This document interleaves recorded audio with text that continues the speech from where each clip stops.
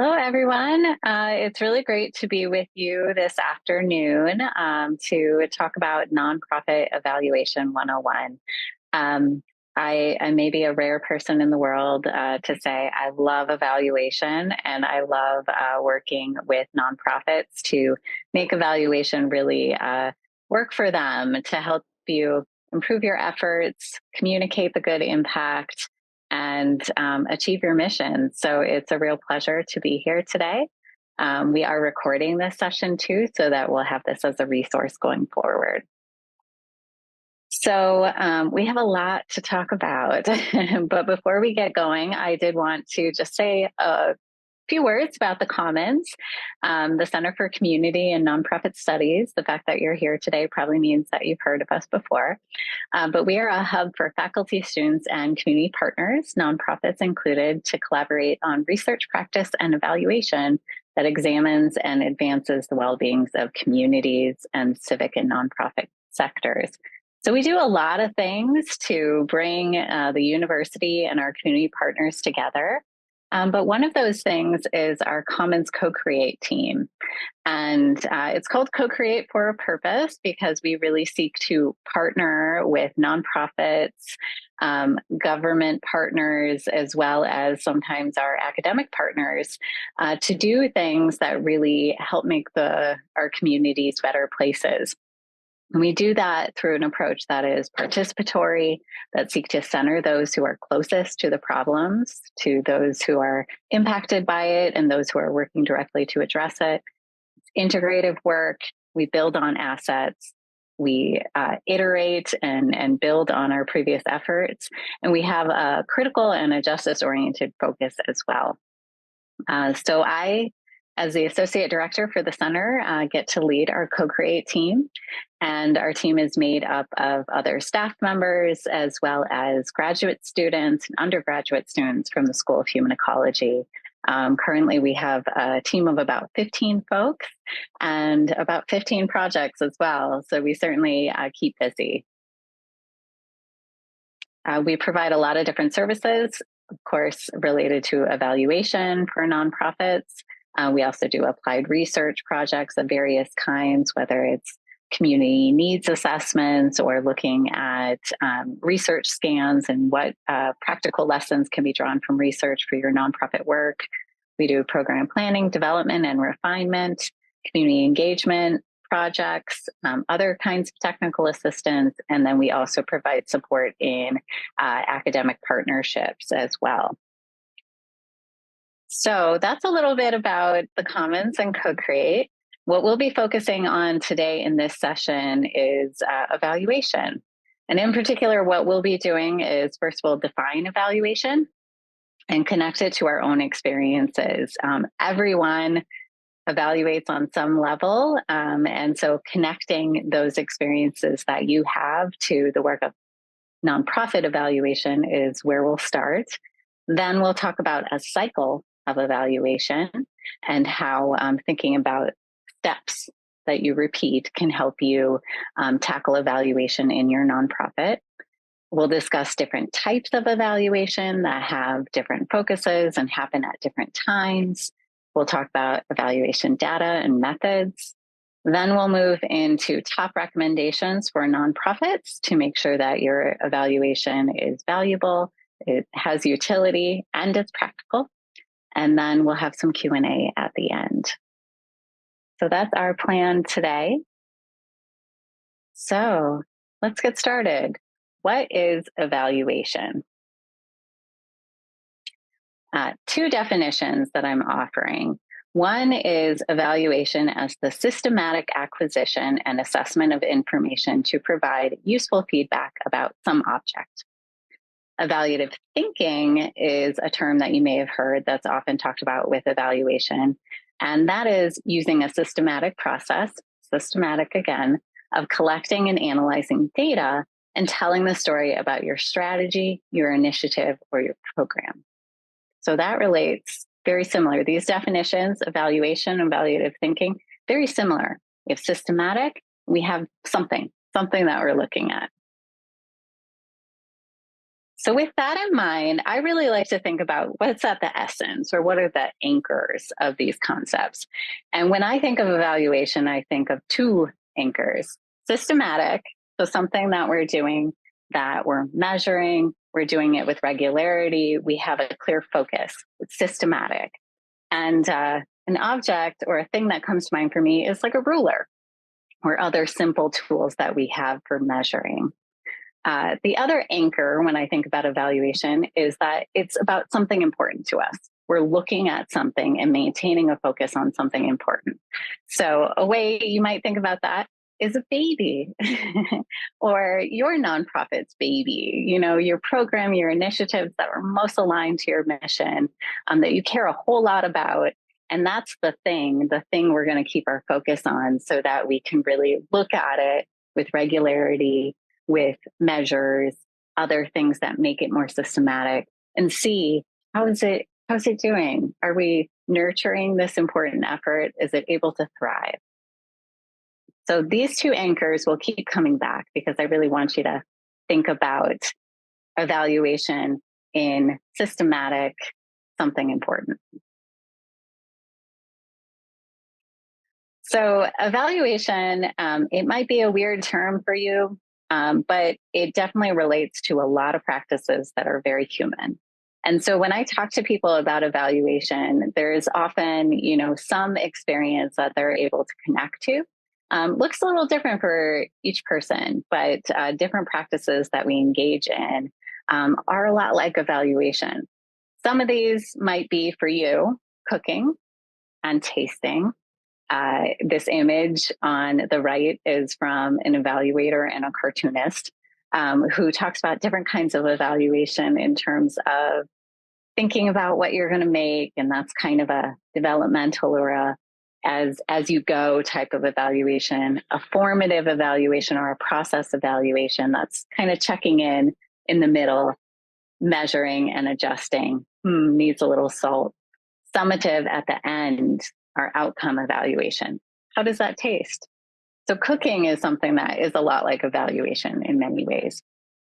But for you, you might also think appreciating art or music. You're observing it in some systematic way, determining if this thing that you care about, art or music, what's the value you see in that. Many of us, most of us, have been graded or we've graded others in a course, a lot like evaluation there. Um, Engaging in reflection, debriefing with a group, tweaking, adjusting, whether it's, the brakes on your bike or something else, writing a review of a book you read, liking, commenting on social media, discussing a book. These are all different ways of looking at something that you think is important and observing it in some ways that says, this is good, this is not good, this could be better, here's how we adjust. So all of these ideas relate to evaluation. For nonprofits, evaluation serves a lot of different purposes. Some of these are for learning and adapting. Some of these are about seeing impact. What difference did we make, and communicating that with others? It can also support coordination of efforts and collaboration. And there is overlap too. So the overlap you see here is very intentional. So with this first part, on what is evaluation, I want to just pause and invite you to connect these ideas to your own experiences. What does evaluation feel similar to for you? We talked about a lot of different options. What does it feel like for you? You can think about these things. You can write some thoughts in the chat if you like. And then also, how is evaluation supportive to your nonprofit, or how could it be? So I'll give just a moment there for you to think about what is evaluation? What does that mean for you? What does it mean for your nonprofit?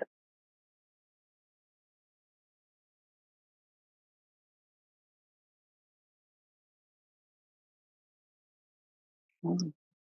All right, let's keep going.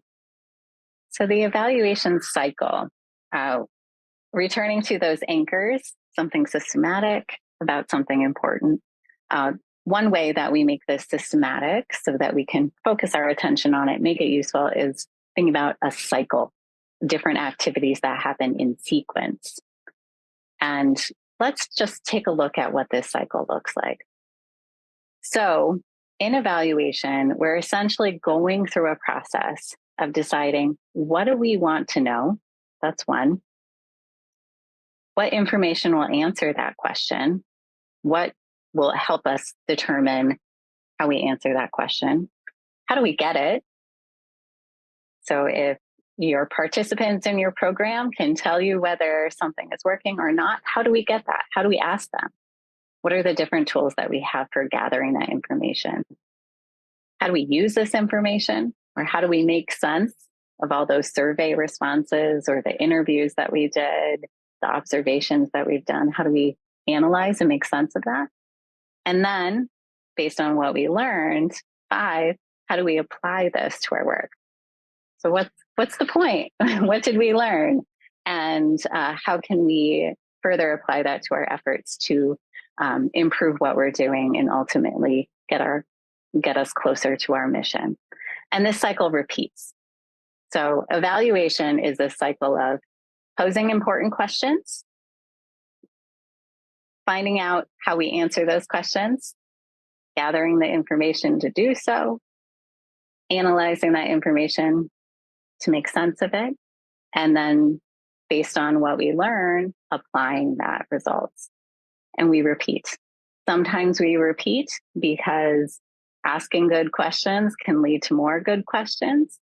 Sometimes it's because, we've learned something important, we've made some adjustments. Let's see what our next step is for further refining our efforts.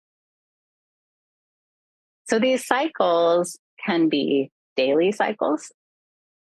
An example, how did the webinar go? Based on observing participation, feedback, you can answer some of these evaluation questions in a daily way, often a small way, but we can do this on a daily cycle. It can be tied to key program timelines, such as a midpoint participant survey or check-in, an endpoint. Those are pretty common ones. But baking into your organization annual cycles of evaluation is also really important and valuable. And this could look like program data reviews or doing an annual follow-up survey of people who have been through a program or initiative. Often annual evaluation also relates to some of our reporting from our funders or regulatory bodies. So evaluation cycles happen on different timescales. Most nonprofits, you're similarly engaging with evaluation at different cycles as well. But that rough 5-step point in the cycle always looks the same.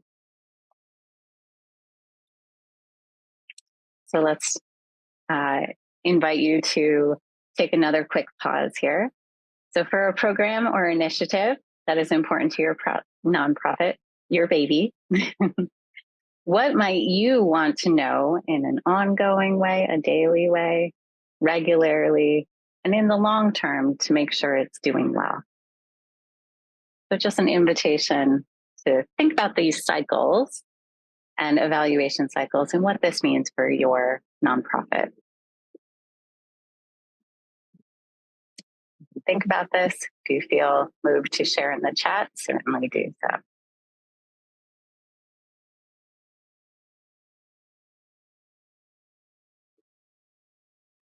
Okay. All right. So in that effort to do something systematically, as we're doing an evaluation, evaluation types is another way. Determining what is the purpose of the evaluation that we seek to conduct. And for that purpose, what does these different forms of evaluation look like?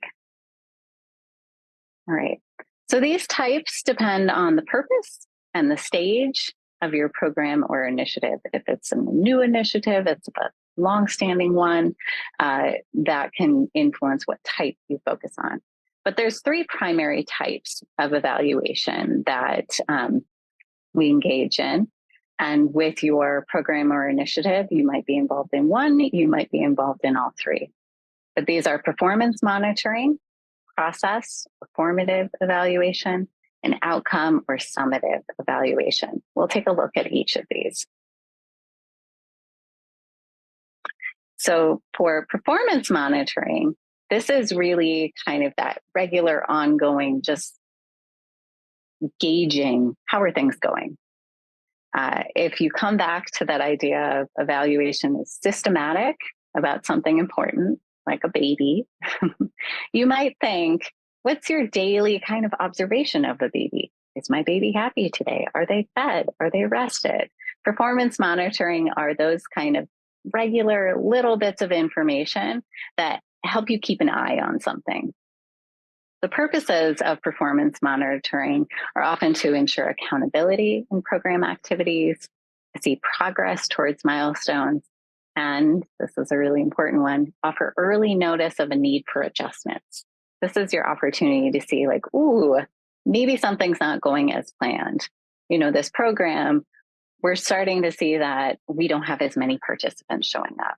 That would be a regular ongoing clue to you that if you're tracking that information, you might need to adjust. So an example question might be, have activities been carried out as planned? Are we doing the thing that we set out to do?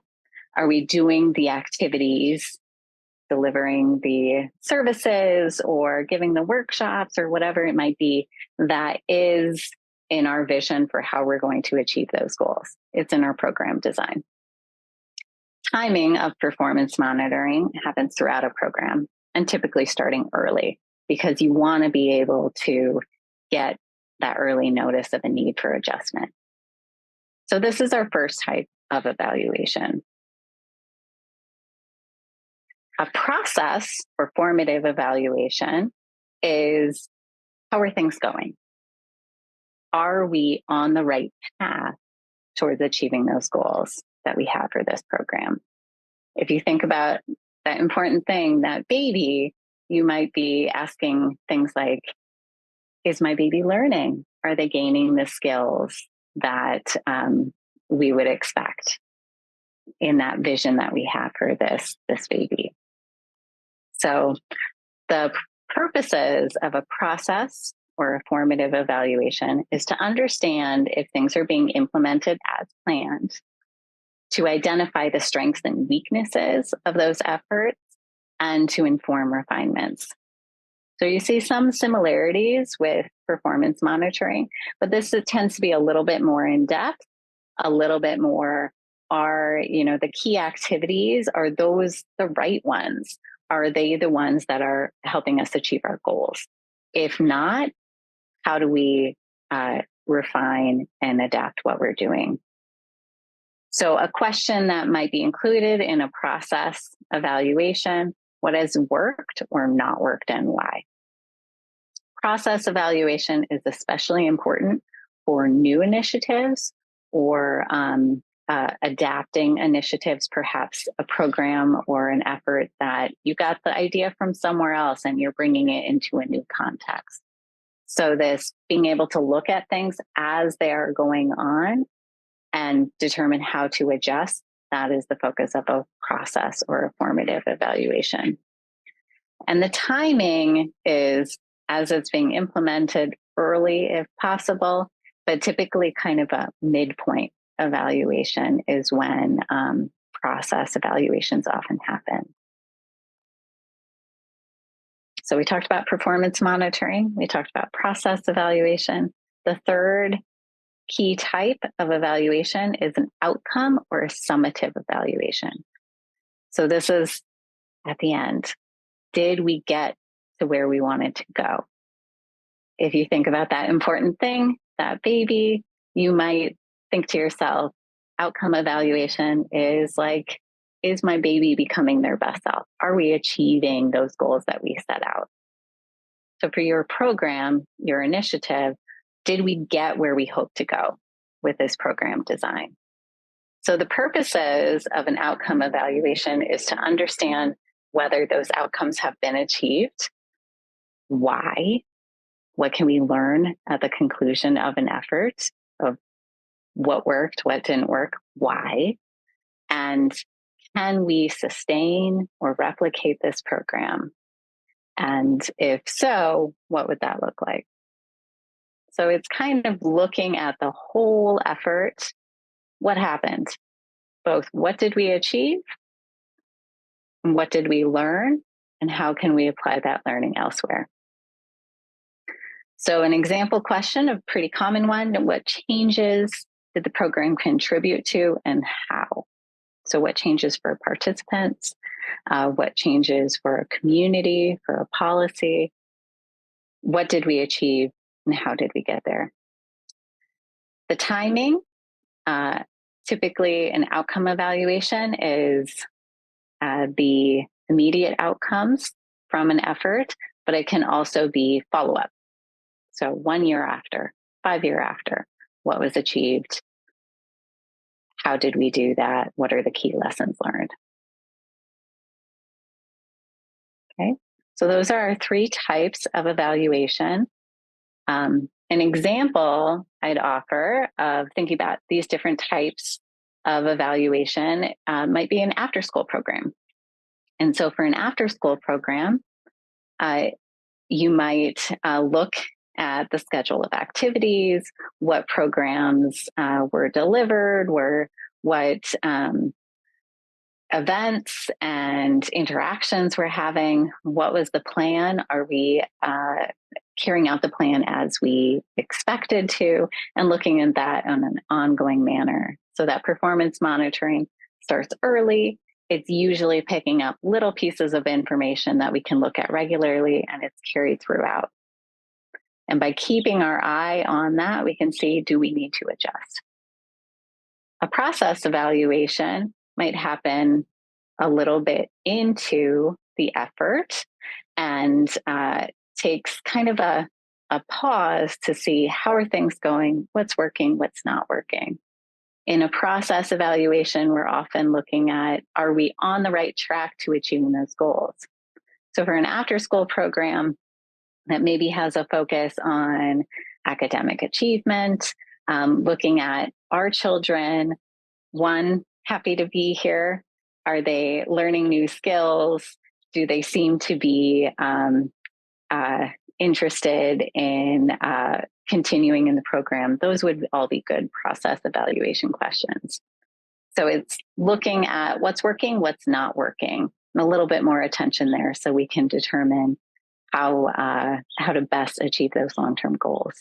And then an outcome evaluation happens at the conclusion and could be in follow-up too, but happens at the end of the effort.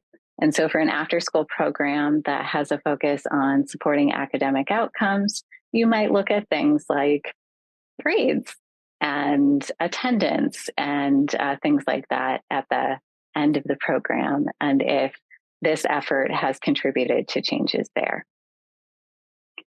So for some programs and efforts, you're going to do all of this. You're going to have performance monitoring, you're going to have process, you're going to have outcome. For other ones, you may just have some performance monitoring, or you may just focus on the outcome. It depends on different circumstances, and that's something that we'll come back to with our recommendations. One more thing I want to say just before we move on from type is to also think about evaluation scope. You can look at changes for an individual. You can look at changes for a group of individuals. You can look at a whole program, to an organization, up to community policy and systems. It depends on what your program or initiative is seeking to influence. You want to match that scope as well. Most typically, nonprofits are looking at a scope of changes from the individual level to the organizational level.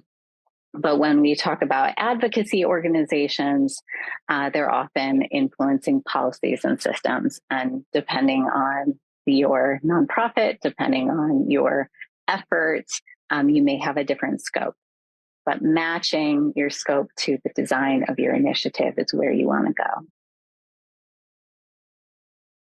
Okay, So let's pause and connect some of this thinking again. So for a program or initiative that's important to your nonprofit, your baby, what would tell you that you're on the right track? This is a process or a formative evaluation question. What would tell you you're achieving your goals? That's a kind of outcome evaluation question. So just offering an opportunity for you to reflect on this, share some thoughts if you feel so moved in the chat.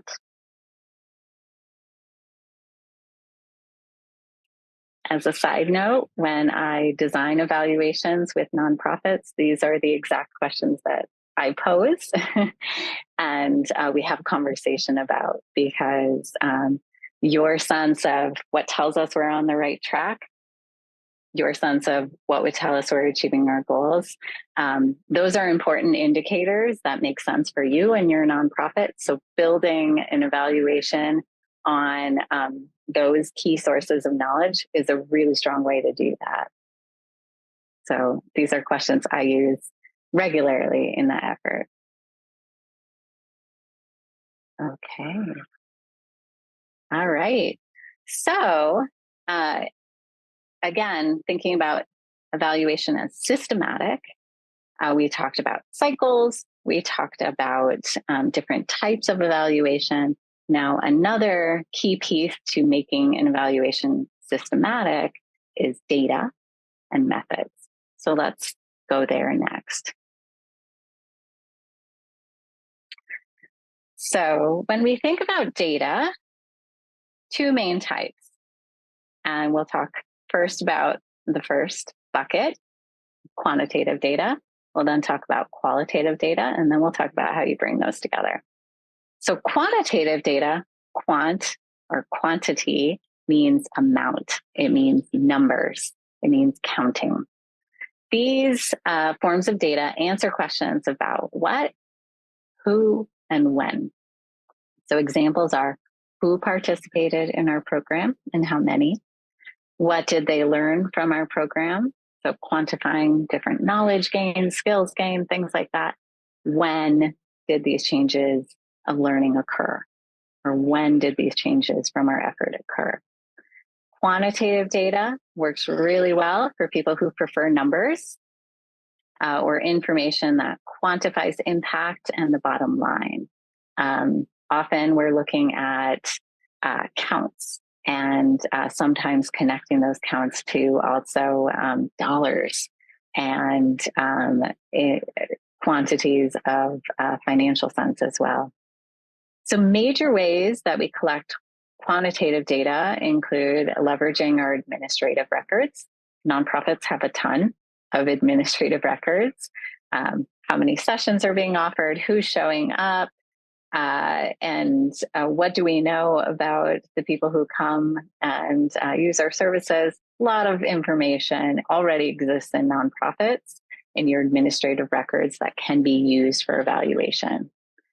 Another key way that we gather quantitative data is through surveys. And I'm sure everyone here has experienced that, filled out plenty of surveys, I'm sure. These can be web-based, such as those you can do through Google Forms or SurveyMonkey, or Qualtrics is one we use often. But you can also, hand out paper surveys at your organization while events are going on and gather feedback that way. You can also do surveys face-to-face, ask people questions and record the data, or on the phone. And sometimes surveys are still mailed as well. Not that often, but it still happens. Quantitative data can also be gathered through tests and assessments. This can be really valuable for programs in like workforce development and things like that, where people are already having to complete assessments to get different certifications and things like that. So another way that existing data can be used for your evaluation purposes. So that's our first big bucket. The second big bucket is qualitative data. And if you think qualities of things, it's the description, the more aspects of a thing. So qualitative data answer questions of how and why. These are the things that perhaps the numbers can't tell us. Examples: why did the participants attend or not attend the program? Why? How did the program participants apply their knowledge? So our survey demonstrated that people perceived knowledge gains in this, this, and this. What did they do with that? Qualitative data can start to answer some of those questions. Qualitative data is good for people who prefer case studies, stories, rich descriptions, or want to know what lies behind your participant data or the number of people who achieved higher employment after your program. Why? What's behind it? So major ways to collect qualitative data. There's a little typo there. Sorry about that. Reviewing artifacts. So other ways that your program may already have information that you can use for evaluation. Meeting notes can be a really wonderful way to gather qualitative data. If people are producing things, if they're producing writing examples or sharing, photographs from their experiences in the program, that's part of what happened. That could be a source of qualitative data. Qualitative data is also gathered through interviews, one-on-one, or they could be with a couple of people. These can be pretty open-ended, or they can be quite structured in the questions. Focus groups, which is similar, except for it's a group conversation that is moderated. And then observations. So structured ways of noticing people and their actions, their interactions with each other, and using that as a qualitative data source.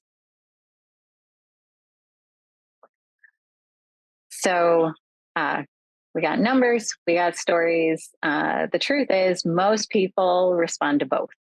And both quantitative data and qualitative data together gives most people a better understanding of the whole program, initiative, why it matters. So people typically respond to the numbers and the stories. And what this can look like is having quantitative data and leveraging your records to provide context. I like to think of these forms of quantitative data as setting the stage. So just like if you're watching a play, there might be a tree in the background, a door over here that tells you what's happening, what to expect, who's there. I like to think of quantitative data of this source just helps us kind of enter into that program or initiative. And data like how many people participated, how many sessions were being offered, when did these things occur, how in depth were these different experiences, things like that just helps me kind of orient to the program or initiative and helps those that you're engaging with, whether it's internal to your organization or outside audiences, understand the context. Then you might also draw in some quantitative data from a survey that you did with participants or those who were connected to your effort. And this maybe for this program looked at people's reported gains in knowledge, skills, and attitudes. And a strength of a survey is you can do this with a larger group of people. So you can learn something about impacts for everyone in that space. And then you can add to that qualitative data from a focus group that perhaps asks those participants or a subgroup of those participants about what difference did that knowledge, skill, and attitude gain make? How did they apply that? What happened next for them? So between these different pieces, you can set the context, say something about everyone who was touched by this through a quantitative survey, and then go more in depth. What difference did this make with a qualitative method that goes more in depth to people's experiences and their stories about the difference that this made? Let's pause and connect this again. So for a program initiative that is important to your nonprofit, What data is useful or resonating for you? What kinds of numbers tell something important to you? What kinds of stories are really important to you?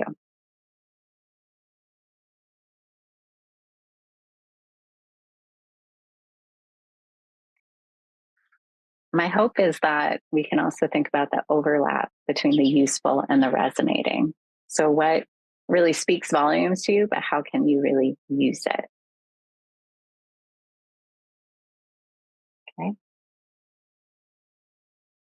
thank you for that. All right, so we're going to move into our last section here, which are my top recommendations for nonprofit evaluation. And then after this, we have time for Q&A. So, in a rough order of priority, let's start with number one. My top recommendation is to keep it really mission aligned. So, thinking about not just individual programs or what evaluation might be required of your individual programs, I think it's important to have a really good sense of ultimately what are we trying to do as a nonprofit? What is that mission that we are seeking to achieve? We may never get there. That's okay. But how do we envision that? What is the world that we want to get to, the differences that we want to make? And if we were to get there, what would that look like, feel like, sound like? Or you might think of how would you know you've arrived? And while we're thinking your whole organization with this mission alignment, thinking about what does that end goal, if we achieved it, what would it look like? And what would that process or knowing you're on the right path look like? Then, if we have a good sense of that for our overall organization, we can have a much better sense of how individual programs and initiatives contribute to that and what that kind of valuable nested evaluation of programs and initiatives look like within that broader organizational mission. So, really keep it mission aligned. And if you do have a program or initiative that doesn't feel greatly mission aligned, don't evaluate it or figure out how you can make it stronger to your mission alignment by evaluating it. If you have initiatives that don't contribute to your mission, whether or not you want to continue with those efforts or continue your evaluation investment in those efforts, I think is a really important consideration. So, along those lines, be very practical with your time and your energy. We talked about being mission aligned. Using that guidance of mission alignment, I think can help you determine some important questions about your time and your energy when it comes to evaluation. So, for those that are most mission advancing, your programs and your initiatives that most contribute to your mission, I think of those as priorities for your evaluation and go into this left hand bucket. These might also be things that you're required to report on. So there's evaluation that you have to do there. These efforts will likely have all three types that we talked about: your performance reporting, your process evaluation, and your outcome evaluation. For those programs and initiatives that are mission aligned, but maybe not your highest, most contributing to your mission, you want to moderate or determine when to put a little bit more energy into the evaluation and perhaps when not to. When you might want to put some more energy into those efforts, evaluating those efforts, is if something is developing. It's a new program, it's a new initiative, when that learning is really going to pay off into making it a better effort and perhaps an even more mission advancing effort. Or you're adapting a program, or you're troubleshooting. You have a sense that something's not working. So let's focus a little bit more time and energy for a short term to learn and improve through an evaluative process. So for things in this moderate bucket, do your performance monitoring. That gives you that ongoing sense of how's it going. And then do some process and outcome evaluation as it makes sense, as it's really going to support that new initiative or troubleshooting another initiative. For programs that are not mission aligned, performance monitoring, how many people are participating, how many programs and services are being offered, those kinds of things I think are valuable and can tell the full story of what your organization is doing.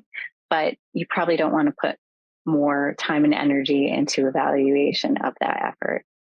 And with some of these efforts, if it's something that you're also recognizing as a nonprofit, this doesn't fit with our mission, you may be moving it out the door anyway. So putting evaluation time and energy there may not make sense on that front as well. Okay. Number 3, theories of change, logic models are helpful. I know a lot of people don't really like logic models or theories of change or get confused by how these things relate. There is a lot of similarities. There's some differences. We could talk about that some other time. But really what these are is just a visualization of your whole effort and an opportunity to think through all the aspects of your program. It really supports a program development. And on top of that, supports the evaluation of that, because you want those things to be very closely tied to each other. Now, this is a very thorough example of what a logic model can look like, but a useful logic model or visualization can also be very simple. And here's a very simple one where we're just looking at our inputs.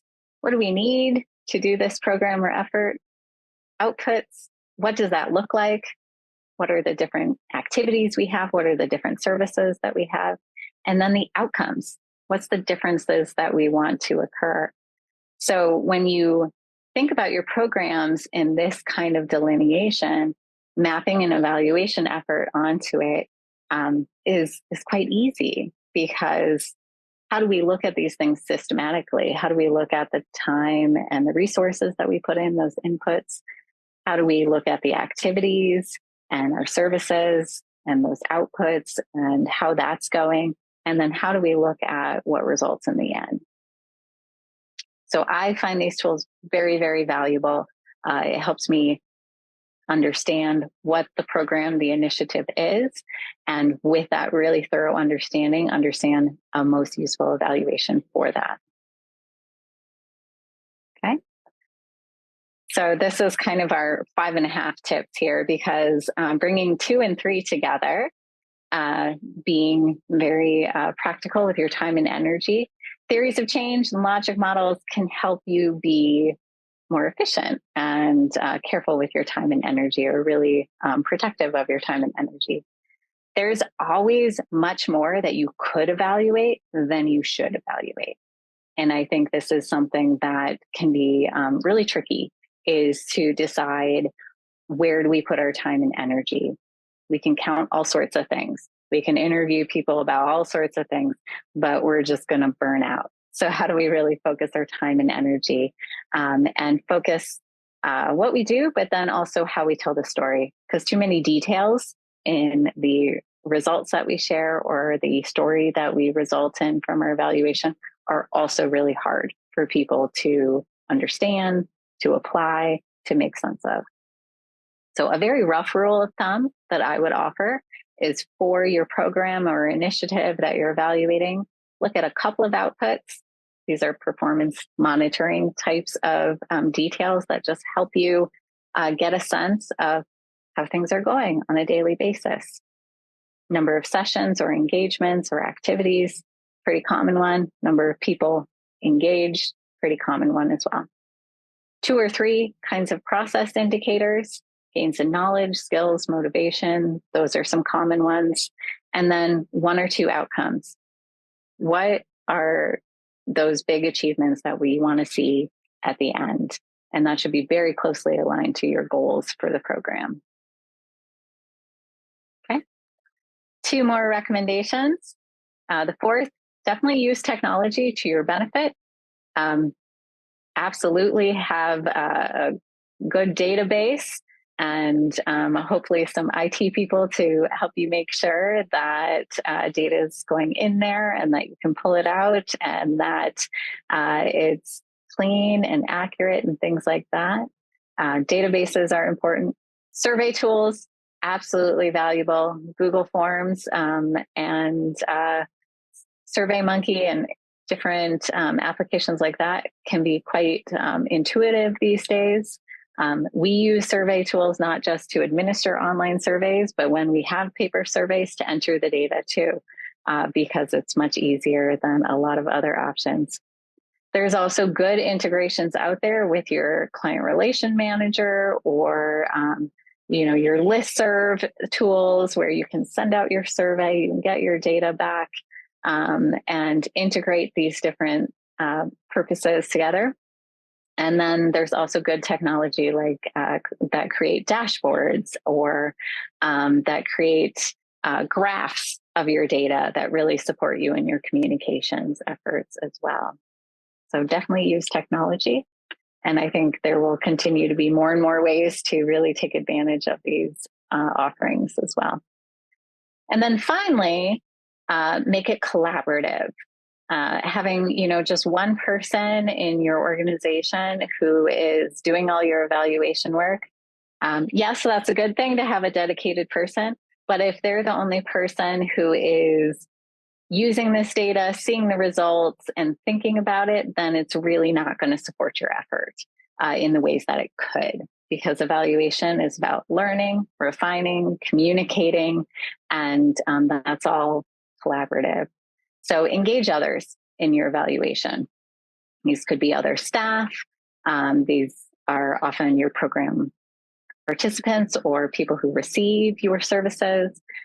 They can give important insights on survey instruments or interview questions or how to go about gathering information from people. That can also help you really interpret and act on the results too. So sharing your results in board and staff meetings, bake it right into your agenda. I think that's a really good way to make evaluation support your organization. You may also have community advisory groups, and these are really valuable groups for that designing of your evaluation effort and refining that, but then also looking at your results and applying those results so that they support your organization. And then certainly share what you've learned through your different communications efforts. And this could even just be informal conversations with people who come into your organization and that you're engaging with. But this is a good way to communicate to people that you value their feedback, that you use their feedback, that you care to make your initiatives better, and also really support that ongoing trust. Okay. Last pause moment here.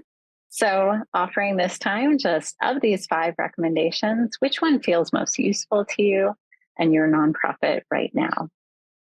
And with that recommendation in mind, what's one next step you could take to apply that?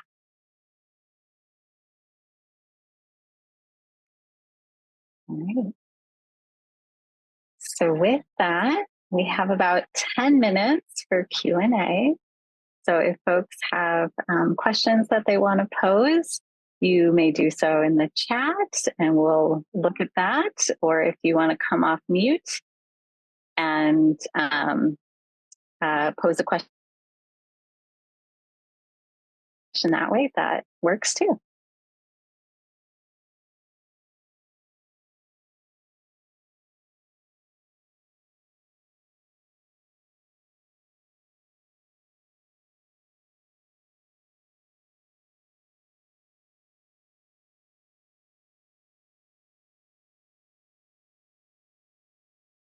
Well, if folks are thinking about potential questions that they have, I do want to share some top recommended resources for evaluation as well.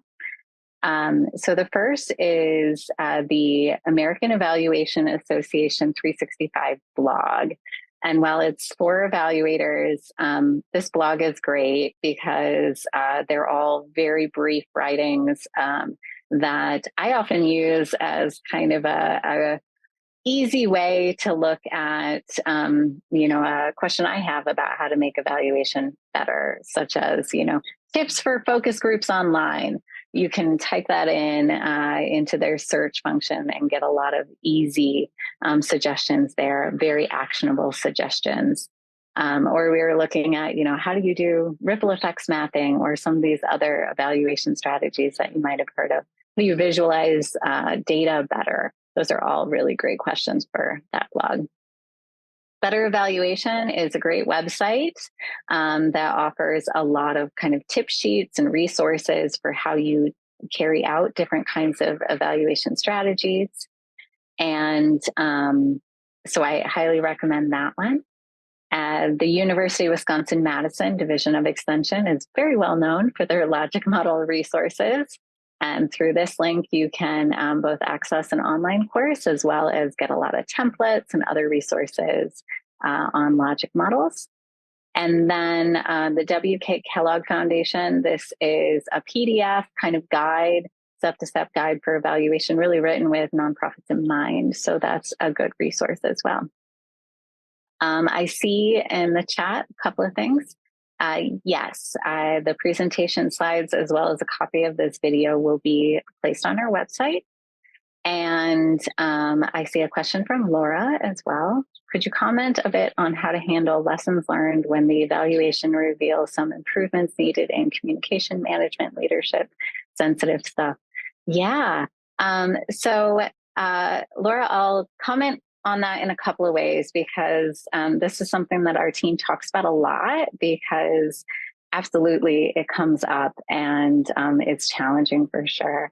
So two things that we have kind of in our toolbox to respond to these situations is one, we have some really important preparatory conversations about, here's why we're asking these questions. We want to improve as an organization. So we're going to ask these kinds of questions and we're going to get some feedback on them.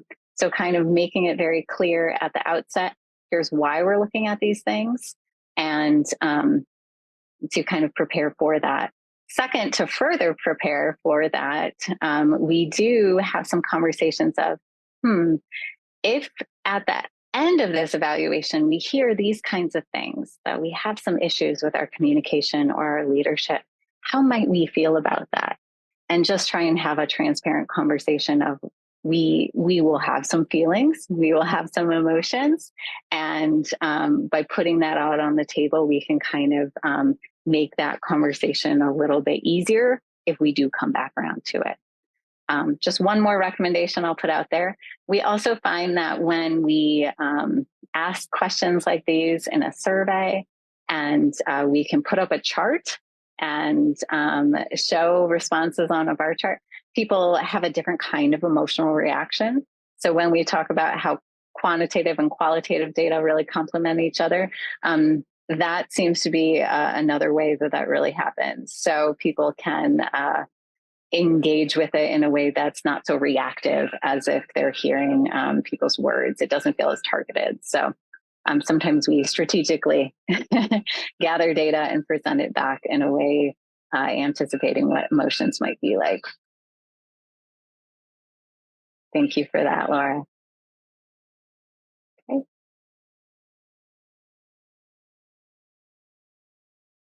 Any other questions from the group?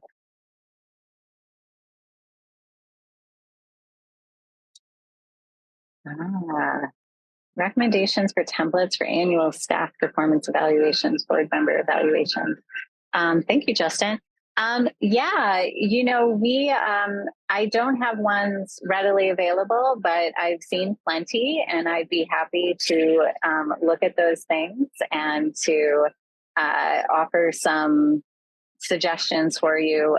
Oftentimes what we do with nonprofits too is help them identify available tools and think about how to thoughtfully adapt them for your own purposes, whether it's, just taking out some questions or thinking about how a survey tool might be better done as a focus group or a conversation you could have as a staff meeting and thinking about those kinds of adaptations.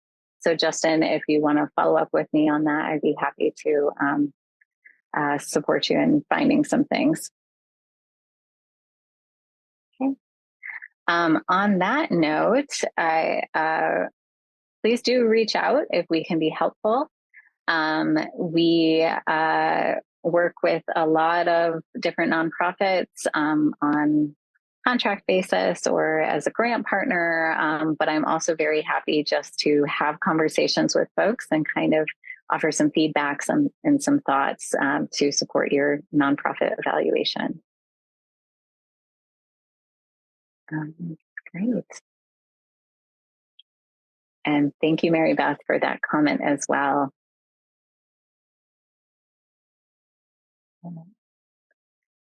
All right. Well, as we are starting to sign off here, thank you all so much. It was really wonderful to share some evaluations, ideas, and suggestions with you all. And yeah, I look forward to further connections. Yeah, Justin, you can email me there. I can also put into the chat my personal email if folks want to reach out that way.